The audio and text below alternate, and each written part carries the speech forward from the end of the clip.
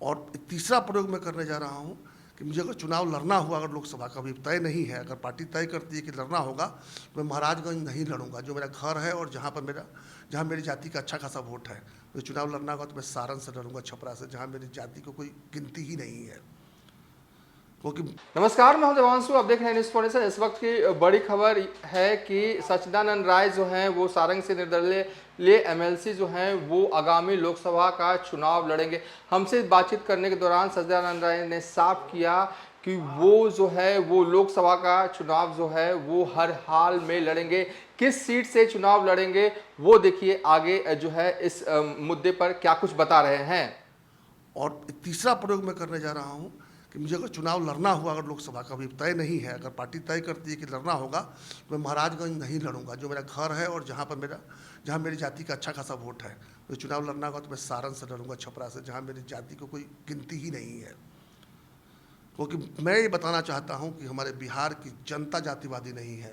बिहार के नेताओं ने उनको जातिवादी बना दिया, उनको कोई विकल्प नहीं देते हैं जाति के बाहर निकलने का, वरना बिहार की जनता, भोली जनता तो 2025 में भी तो फिर यही होगा, नेता जाएंगे, भाषण देंगे, कहीं ना कहीं जाति को और मोबिलाइज करेंगे। तो इसको आप कैसे रोकिएगा? एक ऐसी एक चीज है कि जो चलती आ रही है। 2 बार काटा है हमने, हाँ।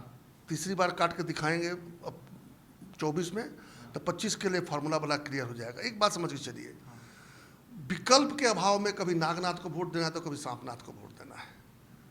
अब नागनाथ सांपनाथ के अलावा एक ऐसा विकल्प आएगा जो वोटर के बच्चों के भविष्य की बात करेगा, किसानों की बदहाली को दूर करने की बात करेगा, युवाओं के रोजगार की बात करेगा, पलायन कर चुके लोगों को वापस लाने की बात करेगा। तो मुझे पूरा विश्वास है बिहार की जनता को यही सब बातें प्रिय हैं। जाति के नाम पर तो ठगे गए हैं हमेशा, जातिवादी नहीं है, उनको ठगा गया है। जातिवादी होते, लालू जी जातिवादी हैं क्या? लालू जी जातिवादी होते अगर तो चलिए पहली बार तो नेता बन गए। जब उन्हें बेऊर जाना पड़ा तो उन्हें अपनी पत्नी ही क्यों दिखाई दी? क्योंकि बच्चे तो अभी बालिग नहीं हुए थे, तो पत्नी को उन्होंने बना दिया। क्यों ना उस समय जो सबसे योग्य यादव था उसको बनाया? तो यादव भले समझते हो कि लालू जातिवादी हैं, लालू जातिवादी नहीं, लालू तो परिवारवादी हैं।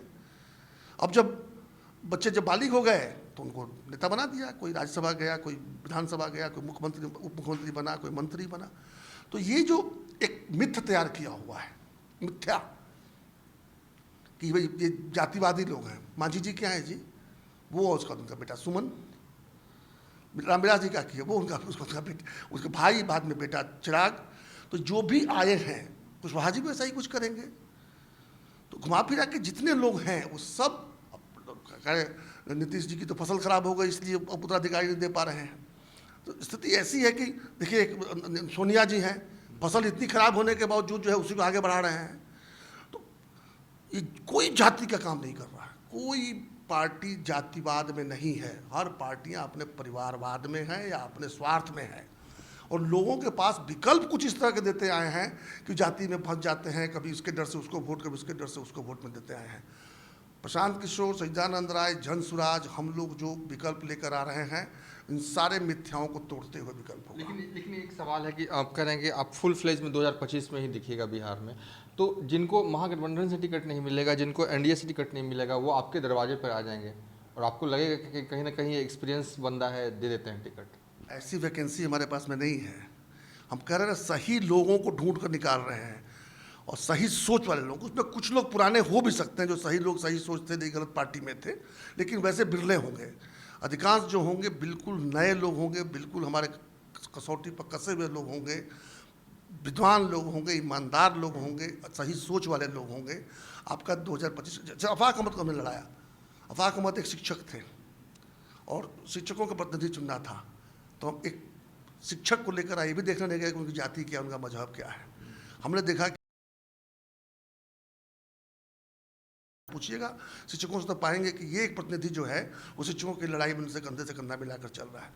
वैसे ही आगे देखिएगा पार्लियामेंट की जो टिकटें जब बटेंगी, आपको दिखेगा बिल्कुल सही लोगों को टिकट मिलेगा, एक भी गलत व्यक्ति हमसे टिकट नहीं पाएगा। और हमें कोई जीतने की हड़बड़ी नहीं है, जल्दी नहीं है। जीतने के लिए हम चरित्र में समझौता नहीं करेंगे। मैं नाम नहीं लेना चाहता, 2-3 ऐसे लोग आकर हमसे मिले, प्रशांत जी से मिले, हमारे यहाँ पैरवी की कि प्रशांत जी से मिलवाइए, और वो वोट बैंक माने जाते हैं। क्या महागठबंधन वाले थे कि एनडीए वाले थे? अब तो दोनों में कहीं नहीं है, लेकिन थे एक समय, बहुत मजबूत थे महागठबंधन में, लेकिन हम लोगों ने नकार दिया कि नहीं, हमें सिर्फ सही लोगों को चाहिए। राजीव प्रताप रूडी जो हैं वो मौजूदा वक्त में यहाँ से स्थानीय सांसद हैं, लेकिन अब सच्चिदानंद राय ने ऐलान कर दिया है कि वो आगामी लोकसभा चुनाव जो है वो सारण से लड़ेंगे। बहरहाल अभी तक के लिए इतना ही। आप देखते रहिए न्यूज़ फॉर नेशन।